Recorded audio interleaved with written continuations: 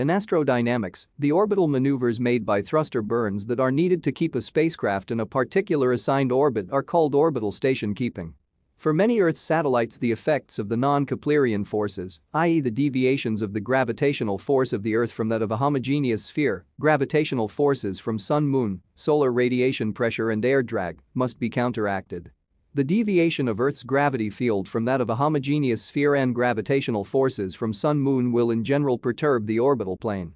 For a Sun-synchronous orbit, the precession of the orbital plane caused by the oblateness of the Earth is a desirable feature that is part of the mission design, but the inclination change caused by the gravitational forces of Sun-Moon is undesirable.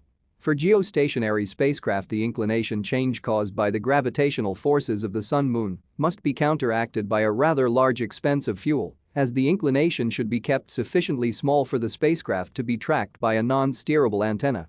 For spacecraft in low orbits, the effects of atmospheric drag must often be compensated for.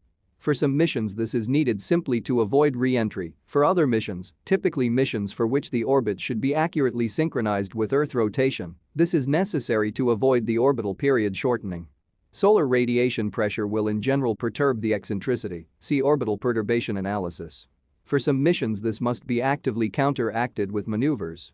For geostationary spacecraft, the eccentricity must be kept sufficiently small for a spacecraft to be tracked with a non-steerable antenna. Also, for Earth observation spacecraft for which a very repetitive orbit with a fixed ground track is desirable, the eccentricity vector should be kept as fixed as possible.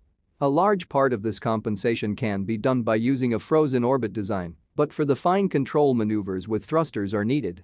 For spacecraft in a halo orbit around a Lagrangian point, station keeping is even more fundamental, as such an orbit is unstable. Without an active control with thruster burns, the smallest deviation in position velocity would result in the spacecraft leaving the orbit completely.